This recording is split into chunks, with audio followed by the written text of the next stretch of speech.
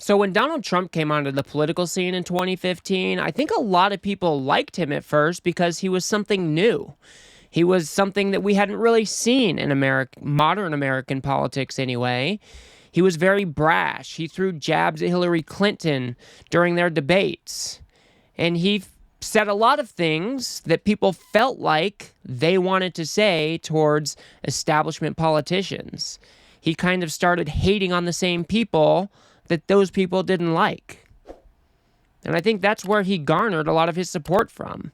This anti-establishment outsider that was finally standing up to the man. Now, I don't think that's the proper interpretation of what Trump was doing, because Donald Trump is the establishment. He is a multi-billionaire real estate mogul from New York. So that whole narrative never made a whole lot of sense to me.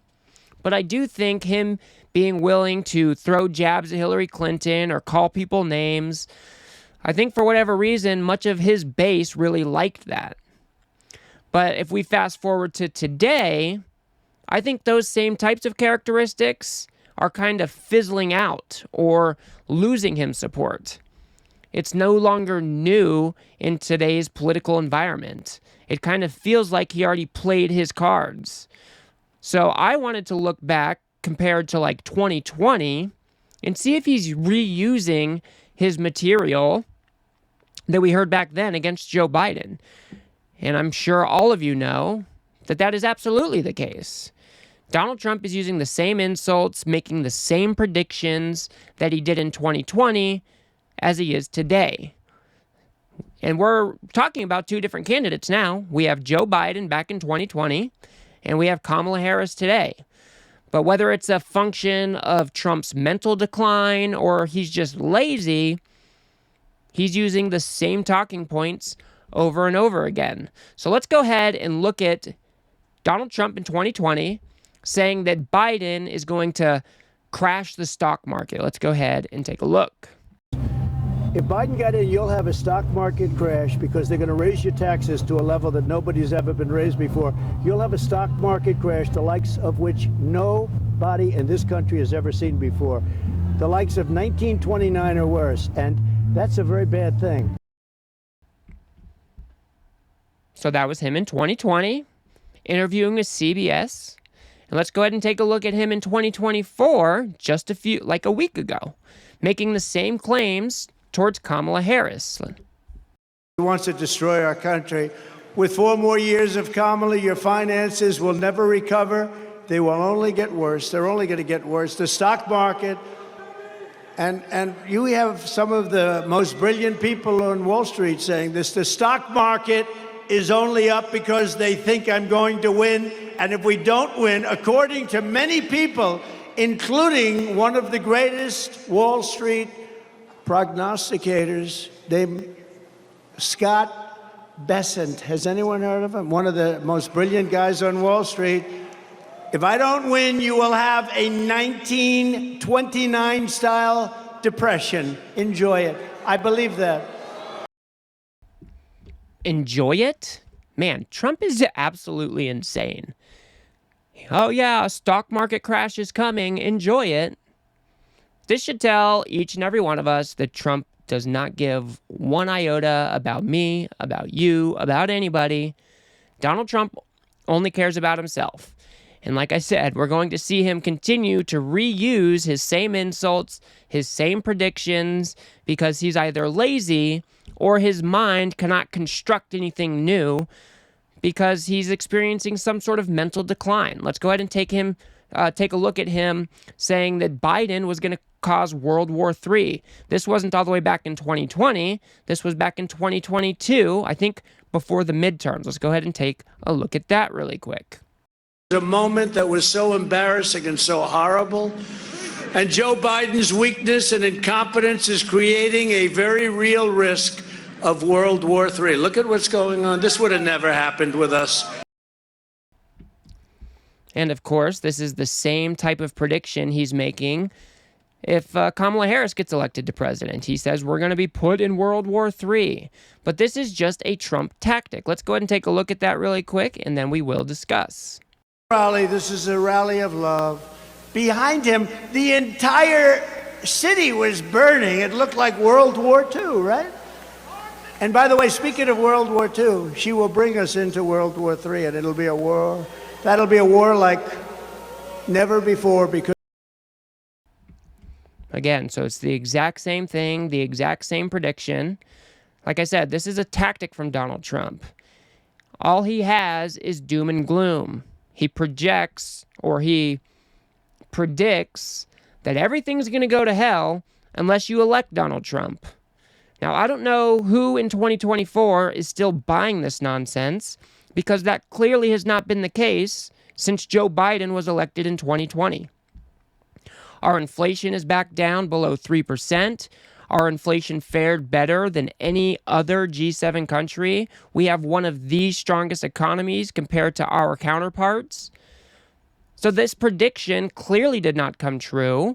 We did not go into a 1929 style depression, but Trump is still levying the same criticism or prediction against Kamala Harris. People need to wake up and realize that this is just rhetoric. This is just a tactic that Trump wants to use to invoke fear in people. He wants to scare the living daylights out of people so they'll show up and vote for him in November. But we got to be wise to it. It's nothing more than that. Donald Trump has not made a single, well, I'm not going to say he hasn't made a single prediction. I don't know that to be the case.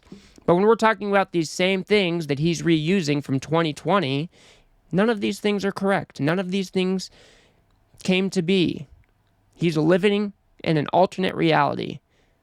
And he's trying to craft a false narrative, a false world for you to live in hopes that you vote for him in November. But let's go ahead and move on to Donald Trump saying that Biden is going to destroy the suburbs. He said this back in 2020. Let's go ahead and take a look. your home will go down in value and crime rates will rapidly rise. Joe Biden and his bosses from the radical left want to significantly multiply what they're doing now.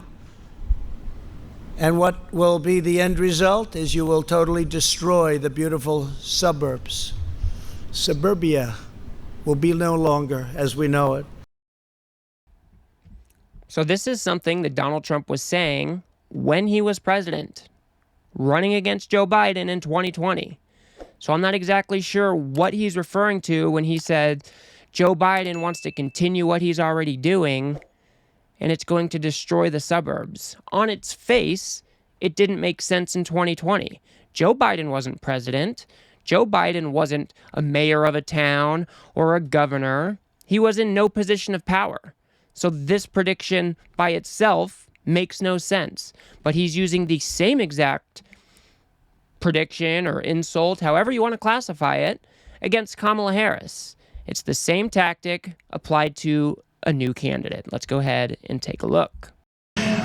Double-digit inflation decimating your savings, and your savings are being decimated. I know what you're going through. It means violent crime ripping through the suburbs. You know, they talk about women. I think suburban women like me a lot. You know, it's fake stuff. Why wouldn't they? Why wouldn't they? You know, I put something in when I was president. There will be no low-income housing developments built in areas that are right next to your house. You have a house in the suburbs. You're so proud. And then they want to build a low-income job with a 30-story building next to your house. And your house is worthless. And I stopped it. And then they say, well, I don't think suburban women like them. I think they like me. I'm going to keep criminals out of your neighborhood. That's really all that matters. I think they like me anyway.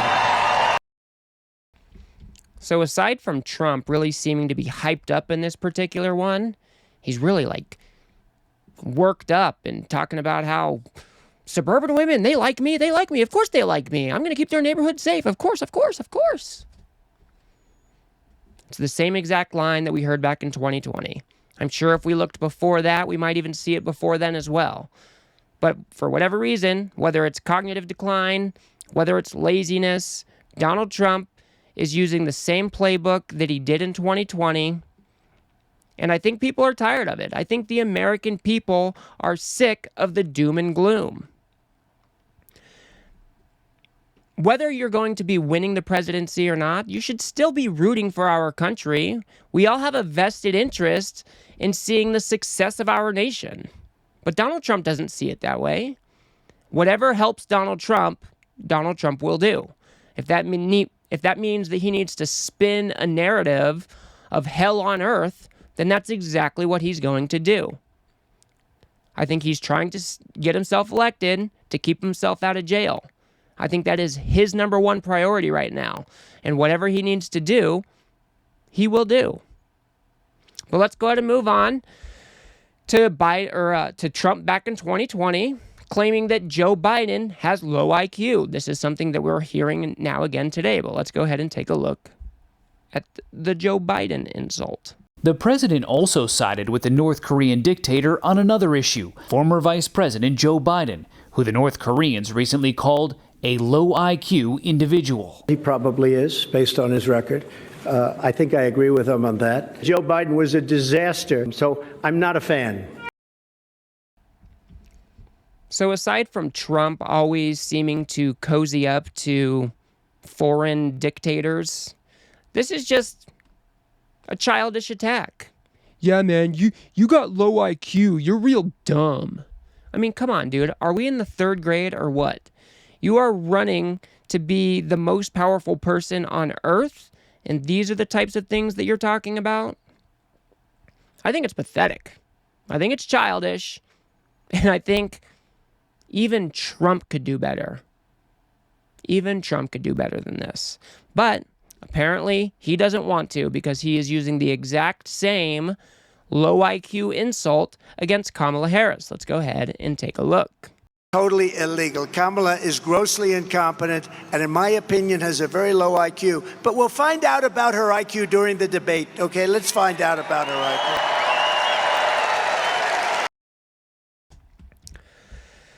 Again, the exact same thing. I'm sure you are noticing the pattern by now. Donald Trump is taking the same playbook that he used in 2020, which actually lost him that election, funny enough.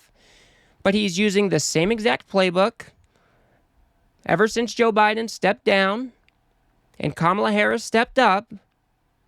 He is either not interested in coming up with new narratives or new attacks against Kamala Harris, or he's not capable of doing that. Maybe there's some cognitive decline going on where he's just not able to craft new insults against his opponent. Whatever it is, I don't think it's working. Donald Trump is spinning up the same doom and gloom narratives, coming along and saying he'll be the only one that's going to be able to fix it. And I think America is getting tired of it. I think America is tired of Donald Trump trying to pit us against one another. I think Donald Trump's base is shrinking. I think now that Kamala Harris is in the race, and independent voters are actually seeing a better alternative to Trump, I think his base will start shrinking more rapidly. Because like I said, I think the Americans are tired of this crap. And I think they are looking for a bit more optimism, a bit more hope, and just a bit more better vibes. They just want better vibes.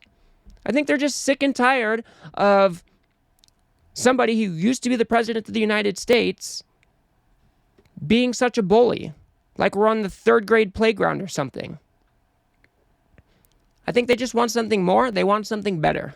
And I think Kamala Harris has proven that she'll be able to give that to them.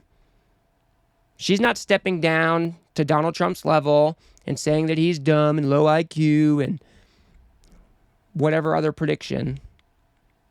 No, she's crafting a positive vision for the future. She's talking about governing for all Americans. And I think the American people are ready to listen. So that's going to do it for me on this one, folks. If you got anything out of this video, if you could remember to smash that like button and hit subscribe. Maybe share it with a friend or two. I'd very much appreciate that. If you think I got something wrong, or if you disagree with me about something, feel free to drop a comment below. And if you want to learn about Donald Trump's connections to Project 2025, go ahead and watch that video on the screen now. And I will see you guys on the next one.